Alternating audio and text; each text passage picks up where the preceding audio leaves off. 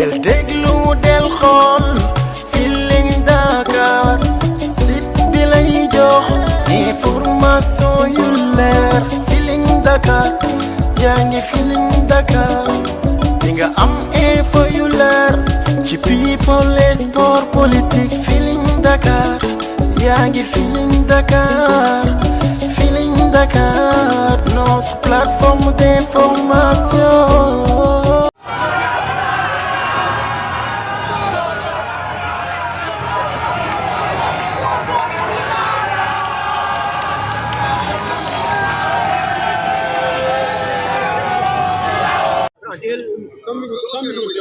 génneel sa bopp parce que nous ne sommes dans aucun contexte. Compétent décider et la loi ne donne pas compétence à la direction générale des élections de décider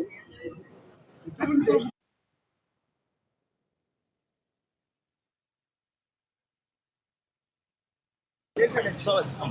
et délégataires. Et il ne faut pas, lorsqu'il n'y a pas une habilitation expresse, le représentant, je dis bien, du peuple, le ministère public de la Cour suprême, le procureur, madame le procureur de la Cour suprême, a clairement expliqué que ce que la direction des élections et le ministre de l'Intérieur ont fait relève d'une voie de fait. Qu'ils n'ont pas la compétence dévolue par la loi pour procéder comme ils l'ont fait. Qu'ils ont porté gravement atteinte aux droits de Ousmane Sonko. Qu'il ne leur appartient pas de dire si Ousmane Sonko doit être, comment dirais-je, la candidature de Ousmane Sonko est valable ou n'est pas valable parce qu'on, pour l'instant, nous sommes candidats à la candidature.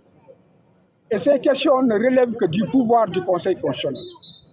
Que par voie de conséquence, puisqu'ils ont agi tel qu'ils l'ont fait,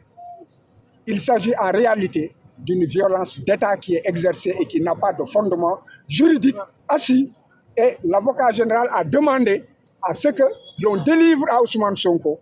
les fiches de parrainage. On a été surpris. Dès qu'il a terminé, le juge a commencé à lire sa décision. Et après un raisonnement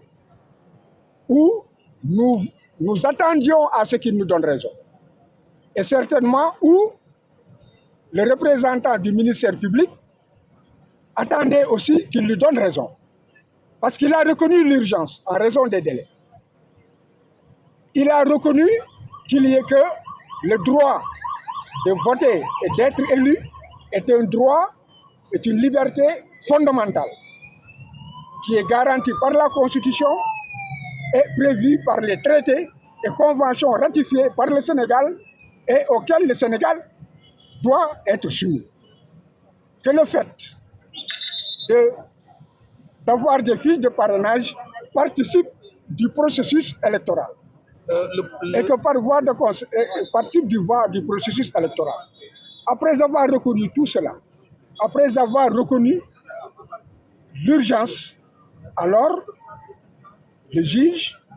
brusquement, et sans que l'on puisse comprendre comment, il a dit que la direction de surveillance des élections et le ministère de l'Intérieur avaient le droit d'empêcher qu'on remette à Ousmane Sonko les fiches de parrainage. Donc nous avons tous été assommés. Et jusqu'à présent, chacun se demande qu'est-ce qu'il a dit,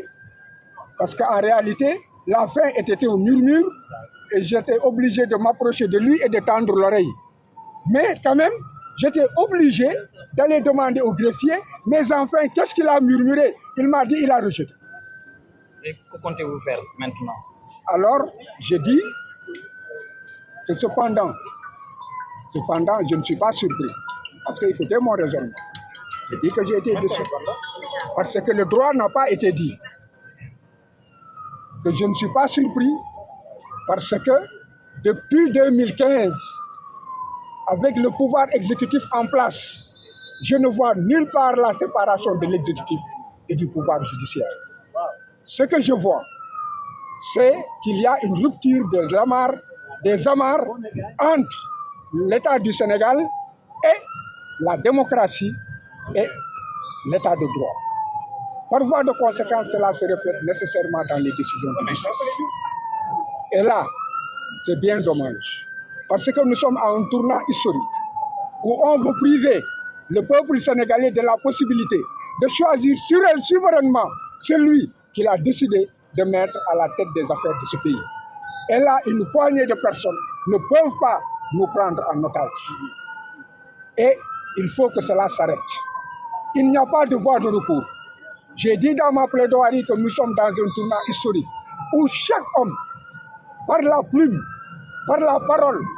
et par les actes, prend ses responsabilités individuelles et engage ses responsabilités individuelles. Qu'il soit citoyen, qu'il soit député, qu'il soit juge ou qu'il soit ministre. Donc, moi, si je ne suis pas surpris, c'est que aucune décision ne me surprend depuis 2015. Ayant été là, ayant suivi et ayant pu être témoin de toutes les pratiques républicaines depuis 1963 et la rupture que j'ai observée en 2015 me permettait en ce moment déjà de dire que l'État a rompu les amarres avec la démocratie et l'État de droit. ci wolof lan la ñu mën a tënk ci ginnaaw bi nga xamee ni lan la ñu mën a tënk ci wolof oui lan la ñu mën a tënk ci li nga xam ne li ñu mën a tënk moom moo di ki nga xam ne moo fi toogal askan wi mu di procureur général bi Cour suprême Marème Gueye li mu wax lu leer nee na que ministère li ñu def dañoo jalgati dañoo salfaane yoon dañoo jalgati dañoo salfaane ak yelleef Ousmane Sonko et que teguñu ko fenn ndax amul fenn ci kaw yoon foo xam ne ñoom am nañu martaba ak sañ-sañu bañ a joxe fiche de parrainage parce que bu fekkee Ousmane war na nekk candidat wala warul nekk candidat ko conseil constitutionnel donc moom moo ko mën a wax mais fii ñu toll bépp sénégalais bi nga xam ne que respecté nga condition yi ñu la laaj pour laajte fiche de parrainage dañ la ko war a jox kon boog nekkuñu ci benn yoon mu nekk na justice dogal ci ni mu gën a gaawee 600 nañu permettre Ousmane Sonko mu jël ay fiche de parrainage bu waree Sénégal yëpp dégg nga ak coono beeg lam ca mën a ñàkk ak mbir mi nu mu méttee dégg nga affaire am la ndax bu ñu fekkee dem nañu ba conseil constitutionnel du ñoom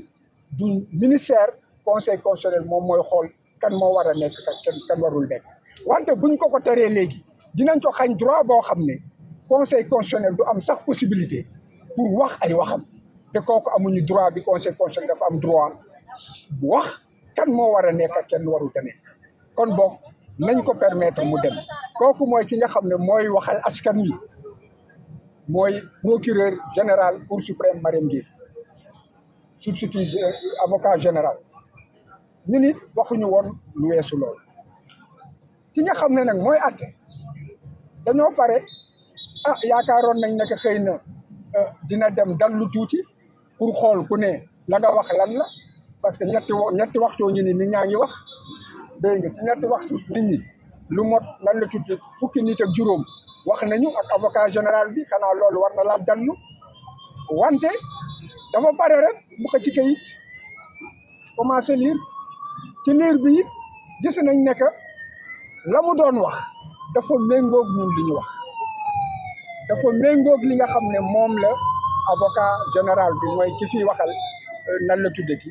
askan wi dégg nga di wax